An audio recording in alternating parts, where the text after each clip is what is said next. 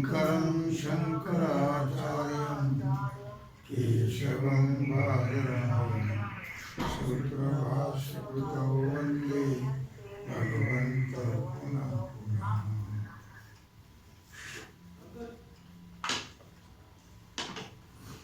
विचार सागर रहस्य तरंग 7वा, हेडिंग 8वे, निर्विकल्प समाधी, पाठ क्रमांक 100।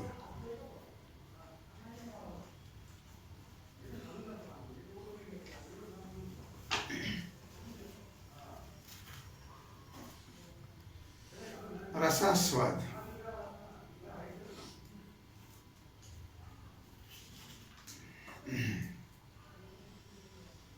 निर्विकल्प समाधीला विघ्ने कोणती आहेत हा विषय आपला चाललेला आहे। त्यातले आपण कषाय पाहिला, लय पाहिला, विक्षेप पाहिला काय, आणि आता रसास्वाद। आता जसा भारवाही मनुष्य भाराच्या निवृत्तीने आनंद होतो, लक्षात येते ना? तिथे आनंदास भार निवृत्तीशिवाय दुसरा विषय आहे का? नाही। मला आनंद झाला असं भारवाही पुरुष म्हणतो। तसं योग्याला समाधीच्या ठिकाणी विक्षेपजन्य दुःख नाशाचा आनंद होतो। विक्षेपापासून होणारे दुःख त्याचा नाश झाला म्हणजे आनंद होतो। त्या आनंद अनुभवाला रसास्वाद म्हणतात। योग्याला समाधीचे ठिकाणी विक्षेपजन्य दुःख नाशाचा आनंद होतो, त्या आनंदानुभवाला रसास्वाद म्हणतात। कंस करून ठेवा। जर योगी दुःख निवृत्तीजन्य अनुभवात तृप्त राहील तर सर्व उपाधी रहित आनंदाकार वृत्तीच्या अभावामुळे ब्रह्मानंदाचा अनुभव त्याला होणार नाही। तेवढ्यातच राहिला तर काय ताप आहे। दुसरी आली खालची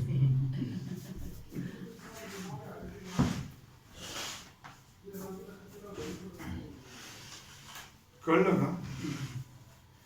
विक्षेपजन्य दुःखाचा नाश होऊन जो आनंद होतो, तेवढ्याच आनंदावर जर तृप्त राहील तर उपाधी रहित ब्रह्मानंदाकार वृत्तीच्या अभावामुळे ब्रह्मानंदाचा अनुभव त्याला होणार नाही।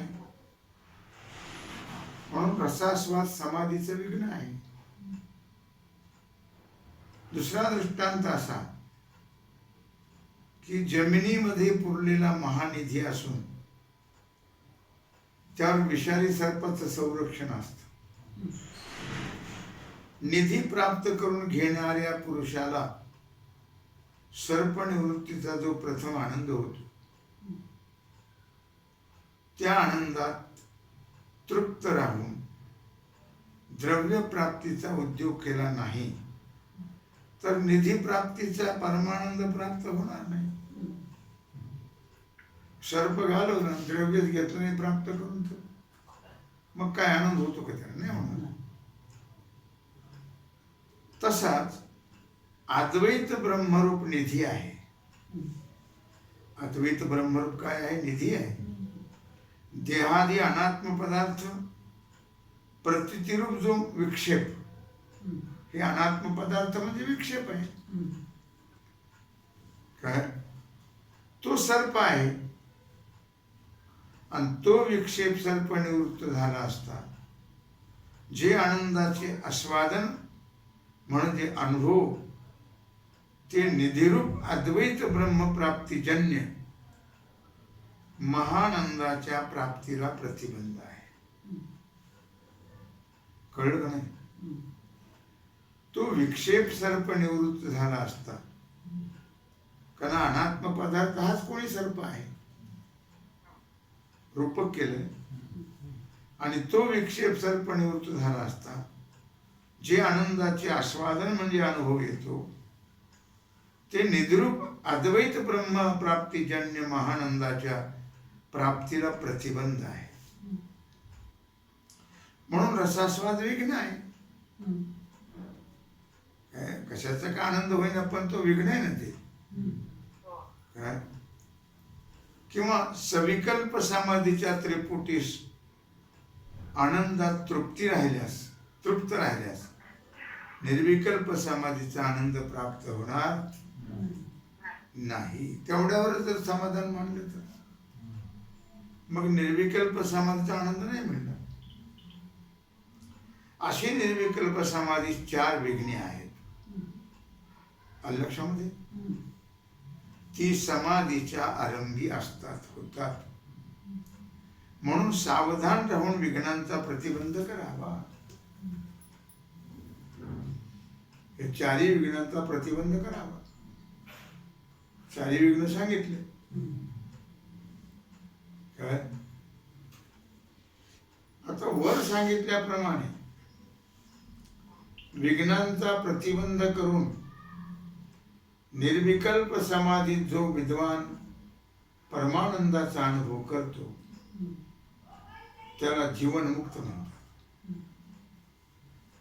वरती सांगितल्याप्रमाणे विघ्नांचा प्रतिबंध करून निर्विकल्प समाधीत जो विद्वान परमानंदाचा अनुभव घेतो त्याला जीवनमुक्त म्हणतात.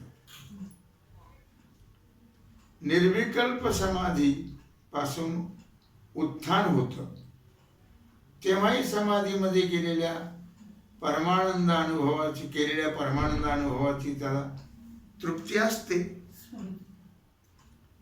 लक्षात आलं का नाही.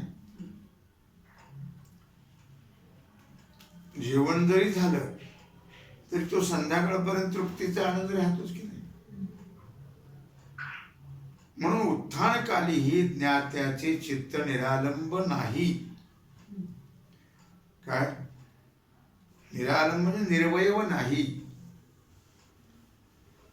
आता ज्ञात्याची जी भोजनाधिकामध्ये प्रवृत्ती होते ती केवळ प्रारब्धाने होते. परंतु त्या प्रवृत्तीला त्यास खेद होतो. त्या प्रवृत्तीत त्याला खेद होतो. का तर भोजनादी प्रवृत्ती समाधी सुखाच्या विरोधी आहे. आता हा असं पहा की ज्याला भोजनादी शरीर निर्वाहाची प्रवृत्ती सुद्धा खेदरूप वाटते मग त्याच्या व्यवहारात अधिक प्रवृत्ती होईल का. नाही होणार. ज्याला भोजनाची वाटते बाकीच्या व्यवहारात कशी प्रवृत्ती होईल. होणार नाही. एकदा त्याला तो आनंद कळला की त्यातच तो एकरूप होऊन जातो. असं पुष्कळ आचार्यांचं मत आहे. आणि जीवनमुक्तीचाही आनंद बाह्य प्रवृत्तीत होत नाही. अंतर्मुख झालं तरी होईल ना. बाह्य प्रवृत्ती कसं होईल. आपण इथून सुटलो की बाह्य प्रवृत्ती असते की नाही. मग हा आनंद तिथे असतो का. याची आठवण सुद्धा नसते आनंद कुठला नाही. म्हणून जीवनमुक्ती सुखार्थ ज्ञानवानाची बाह्य प्रवृत्ती संभवत नाही. ज्ञानवान जो आहे त्याची बाह्य प्रवृत्ती नसते. तरंगाच्या आरंभी ज्ञानी पुरुषाला शरीर निर्वाहापेक्षा जास्त प्रवृत्ती असू नये. त्याने जीवनमुक्ती सुखार्थ निर्विकल्प समाधीचाच अभ्यास करावा असं म्हणणाराचं मत इथपर्यंत समज.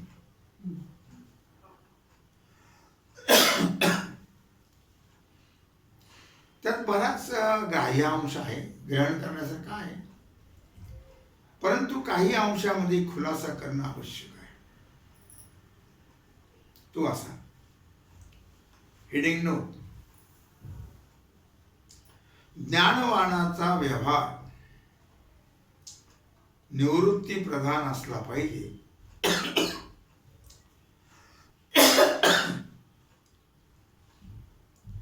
या शंकेचं समाधान.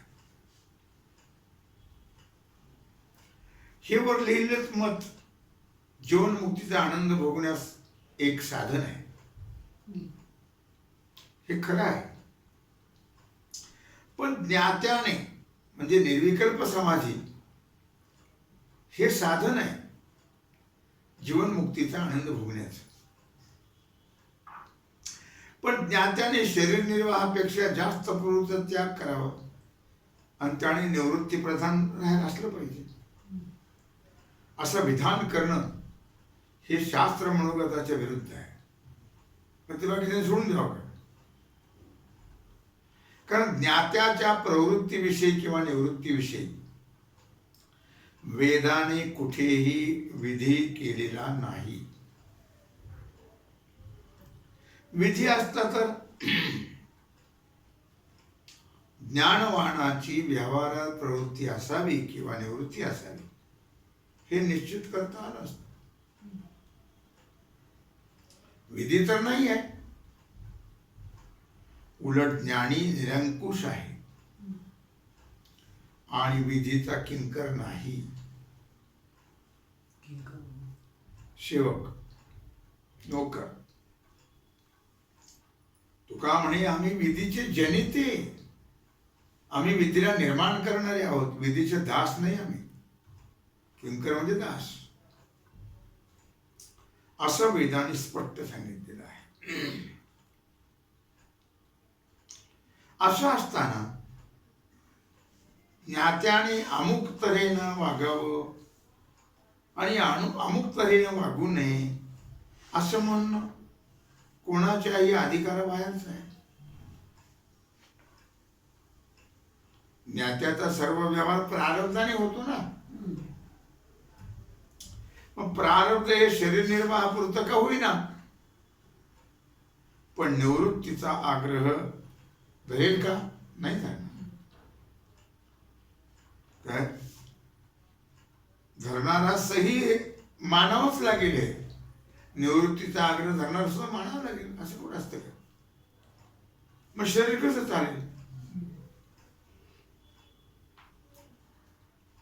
मग अधिक प्रवृत्ती ही प्रारब्ध बलानेच मानण्यात बिघडतं कुठं? भोजनापुरती प्रवृत्ती जर अन्न शरीर निर्वाहापुरती जर प्रारब्धाने होते आणि बाकी कशाने होते? जास्त प्रारब्धानेच होते. काय आता कदाचित कोणी असं म्हणेल की ज्याचं प्रारब्ध भोजन मात्रात प्रवृत्ती करण्यापुरतंच असतं त्याला ज्ञान होतं, इतरांना नाही. हे म्हणणं बरोबर नाही. काय कारण याज्ञवल्क्य, नारद, जनकादिक ज्ञानी आहेत असं शास्त्राने सांगितलं. सभा विजयी करून धनसंग्रहाचा व्यवहार केलाच ना कोणी याज्ञवल्क्याने. हे शास्त्राने असं शास्त्रात सांगितलंय. काय काय सांगितलं की याज्ञवल्क्य, नारद, जनकादिक ज्ञानी आहेत हे शास्त्राने सांगितलं की नाही? मग सभा विजयी करून धनाचा संग्रहाचा व्यवहार याज्ञवल्क्यांचा हा होताच ना.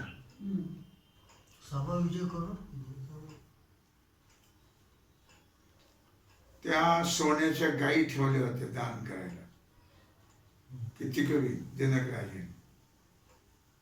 पण आता कोण सभेवर विजय मिळविल? आता सभेवर विजय मिळवायचा म्हणजे व्याख्यानाने, प्रवचनाने तो ह्या गायी घेऊन जाईल.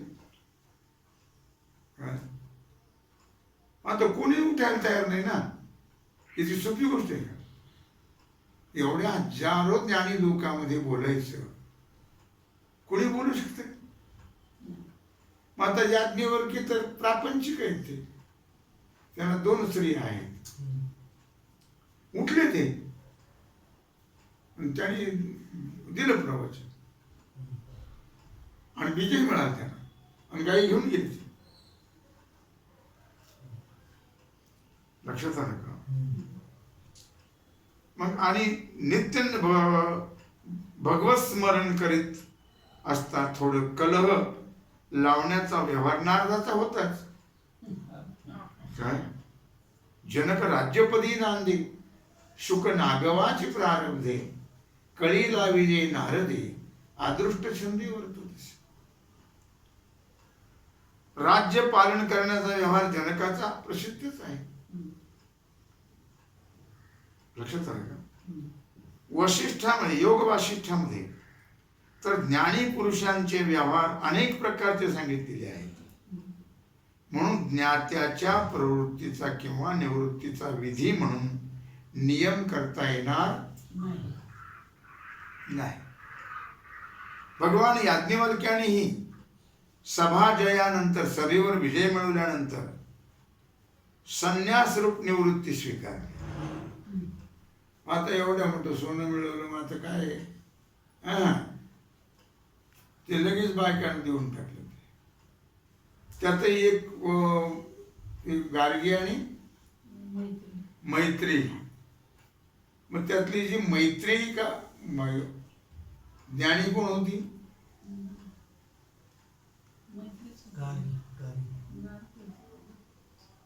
मग ती एक जी होती ती ज्ञानी होती, परमार्थातली त्यागी होती. तिने सांगितलं तिला देऊन टाका सगळं, त्या गार्गीलाच देऊन टाका, मला नको काय. मग तिने सगळं तिला दिलं. दोघेही आपले निरामय राहिले. म्हणून याज्ञवल्क्याने लगेच संन्यास घेतला. एवढं धन मिळवलं, त्याग, त्याचा त्याग करून संन्यास घेतला. पण एवढ्यावरून संन्यासापूर्वी त्यांना ज्ञान नव्हतं असं म्हणता येईल का? ज्ञान नसतं तर विजय मिळवता आला असं काय? संन्यासापूर्वी ज्ञान होतच, परंतु विद्वत संन्यासाच्या पूर्वी जीवनमुक्ती सुखाचा अधिक प्रवृत्तीमुळे लाभ घेता आला नाही. जीवनमुक्तीची त्यांना जास्त प्रवृत्ती असल्यामुळे त्यांना त्या प्रवृत्तीचा लाभ घेता नाही आला. म्हणून जीवनमुक्तीच्या विलक्षण सुखभोगार्थ संन्यास केला. यावरून असं म्हणता येईल की ज्ञानोत्तर काही कालपर्यंत याज्ञवल्क्यांचे प्रारब्ध अधिक भोगात प्रवृत्ती करणार होते. ज्ञान झाल्यानंतर काही कालपर्यंत काय अधिक भोगांच्या प्रवृत्ती करवणार होतो. आणि एक काल न्यून भोगाचा हेतू होतो, कमी भोगाचं प्रारब्ध होतं. म्हणून याज्ञवल्क्यांना काही कालपर्यंत ग्लानी वाचून अधिक भोग आणि नंतर त्यांना त्या काळानं पण वैराग्य निर्माण झालं. त्या वैराग्याच्या अगोदर अधिक भोग आणि वैराग्य झाल्यानंतर सर्व भोगाचा त्याग केला जाईल. सर्वच भोगाचा त्याग केला आणि प्रारब्ध बलाने तो झाला.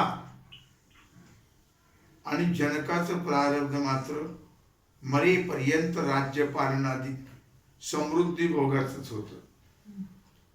म्हणून जनक राज्यपदी नांदे, पण त्यागी तादात्म्य रहित होते ते जनक. म्हणून भोगाविषयी कधी ग्लानी आलीच नाही, त्याग निर्माण झालाच नाही. त्याच्या उलट शुक वामदेवादिकांचं प्रारब्ध अत्यंत कमी भोगाचं होतं. म्हणून त्यांना सदैव भोगाबद्दल ग्लानी होती, त्याग होता. वशिष्ठात तर योग वासिष्ठात तर याच्या अगदी उलट शिखरध्वज राजांची ज्ञानोत्पत्तीच्या पूर्वी न्यून प्रवृत्ती आणि ज्ञान उत्तरकाली व्यवहारात अधिक प्रवृत्ती झाल्याचं वर्णन आहे. ज्ञान झाल्यावर ते जास्त प्रवृत्त झाले व्यवहारामध्ये. शिखितध्वजराज. याचप्रमाणे अनेक ज्ञानवानांच्या व्यवहाराचा विचार केला तर प्रत्येकाची प्रवृत्ती विलक्षणता वेगळेपणा आहे. कुणाची कमी आहे, कुणाची जास्त आहे. ते प्रारब्धाप्रमाणे आहे ना. मग त्या सर्वांना ज्ञान व मोक्ष फल मात्र समानच. ज्ञान आणि मोक्ष फल सारखंच. यावरून ज्ञात्याची व्यवहारामध्ये न्यूनाधिक प्रवृत्ती प्रारब्ध वैचित्र्याने होते. विचित्र प्रारब्ध काय करणार, त्याप्रमाणे होते, कमी अधिक असं म्हणणं भाग आहे. इतकं खरं की ज्याचं प्रारब्ध कमी व्यवहाराचा हेतू असते त्याला जीवनमुक्तीचं सुख अधिक मिळते, आणि ज्याचं प्रारब्ध अधिक व्यवहाराचा हेतू असते त्याला जीवनमुक्तीचं सुख कमी मिळते. एवढंच. यावर कोणी अशी शंका करेल की जो जीवनमुक्तीच्या विलक्षण सुखाचा त्याग करून मुमुक्षु अवस्थेमध्ये तुच्छ मानलेल्या भोगात प्रवृत्त होतो, तो विदेह मोक्षाला टाकून अतिउत्तम विषय भोग असणाऱ्या वैकुंठादी लोकांची इच्छा करून त्या लोकात जाईल. परंतु ही शंका बरोबर नाही. ही शंका बरोबर नाही. कारण जीवनमुक्ती सुखाचा त्याग आणि अधिक भोगात प्रवृत्ती तर ज्ञात्याला प्रारब्धपणाने संभवतेच. हे आत्ताच आपण पाहिलं. पण विदेह मोक्षाचा त्याग आणि परलोक गमनाची इच्छा होणं ज्ञात्याला संभवनीय नाही. विदेह मुक्तीचा त्याग करून परलोक गमनाची इच्छा नाही, ते योग्य नाहीच आहे. ते ज्ञात्याला संभवनीय नाही. कारण ज्ञात्याचं प्रारब्ध ह्याच जन्मात संपवायचं असल्यामुळे काय इच्छा होणं संभवनीय नाही. प्रारब्ध संपवायचं, ज्ञानाचं प्रारब्ध संपत असतं. ज्ञानाग्नी सर्व कर्माणी भस्मत्वात् कुरुते तथा. म्हणून ज्ञात्याचे प्राण बाहेर गमन करत नाहीत, ते तद्रूप होऊन जातात. हा असा सिद्धांत आहे आणि तोही तुम्हाला मान्य आहे. म्हणून ज्ञात्यास परलोक गमन संभवत, त्याचे प्राण जातच नाहीत तर बाहेर ब्रह्मरूप होऊन जातात. त्याच्यामुळं त्याला परलोकाची काय शक्यता आहे. तसाच विदेह मोक्षाचा त्याग करणं ही संभवनीय नाही. कारण दृढ ब्रह्मापरोक्ष ज्ञानाने अज्ञान निवृत्ती होते आणि प्रारब्ध भोगानंतर स्थूल सूक्ष्म शरीराकार अज्ञानाचा चैतन्याच्या ठिकाणी जोडलंय त्याला विदेह मोक्ष.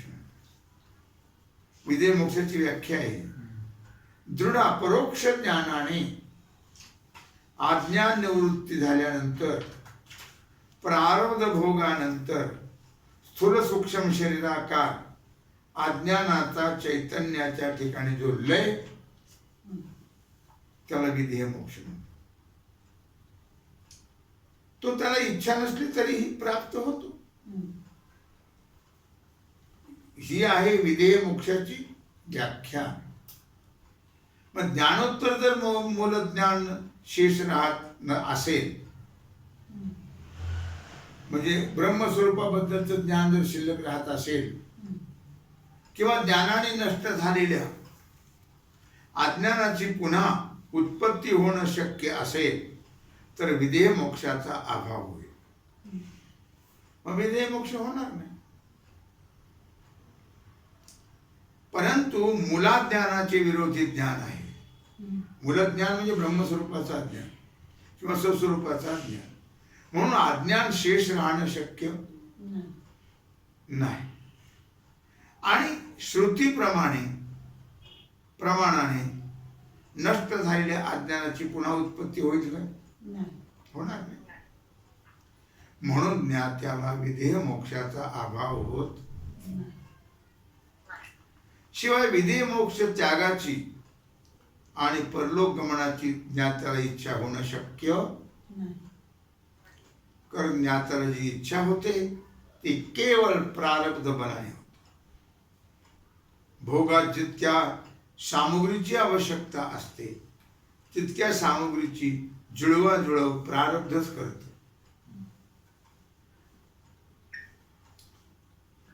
इच्छे वाचून भोग संभवत नाही. म्हणून ज्ञात्याला इच्छा होणं ही प्रारब्धाचंच फल आहे. प्रारब्धाप्रमाणेच घडतं ते. आधी फक्त त्यांनी प्रयत्न करून ज्ञान प्राप्त करून घेतले बस. आणि या लोकात किंवा अन्य लोकात अन्य शरीराचा संबंध ज्ञात्याशी प्रारब्धाने होत नाही. कारण त्याचं प्राण बाहेर जातच नाहीत ना. हे मागच सांगितलंय.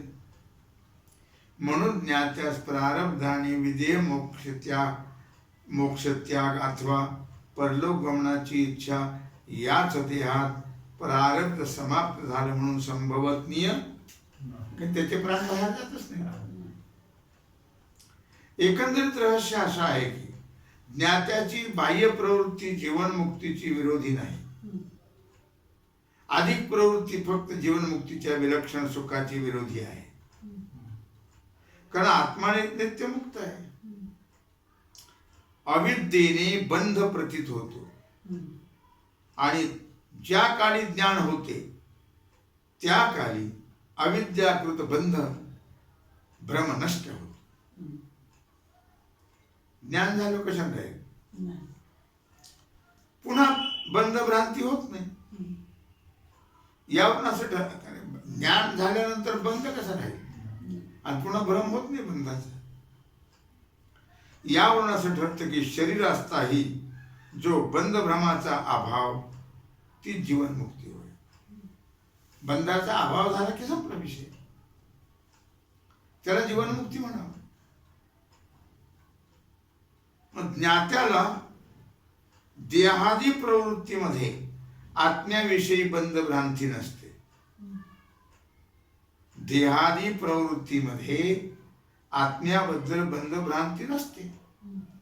जरी प्रवृत्ती असेल देहादी का तरी काहीतरी. म्हणून बाह्य प्रवृत्तीने ही जीवनमुक्तीचे ज्ञान होत आणि जीवनमुक्तीची हानी होत नाही. एवढंच म्हणता येईल की बाह्य प्रवृत्ती असली तर जीवनमुक्तीचं विलक्षण सुख होणार नाही. एवढंच म्हणता येईल. म्हणजे बाह्य प्रवृत्ती जीवनमुक्तीचा नाश करत फक्त जीवनमुक्तीच्या विलक्षण सुखास प्रतिबंध करते. कारण एकाग्रतेशिवाय आनंद होत नाही ना. एकाग्रतेशिवाय आनंद होत नाही. आणि बाह्य प्रवृत्तीत एकाग्रता राहत नाही, चंचलता होती. परंतु ज्याचं प्रारब्ध अधिक प्रवृत्तीचा हेतू असतं त्याचं मंद प्रारब्ध म्हणावं. म्हणून सुखाधिकापेक्षा जीवनमुक्त जनकाचं प्रारब्ध मंद म्हणण्यासारखं नाही. अशा प्रकारे झालेली सेवा भगवत चरणी समर्पित करून राहिलेला जो सेवेचा भाग आहे तो आपण उद्या पाहू. पुंडलिक वरदे श्री ज्ञानदेव तुकाराम हरिनाम. जय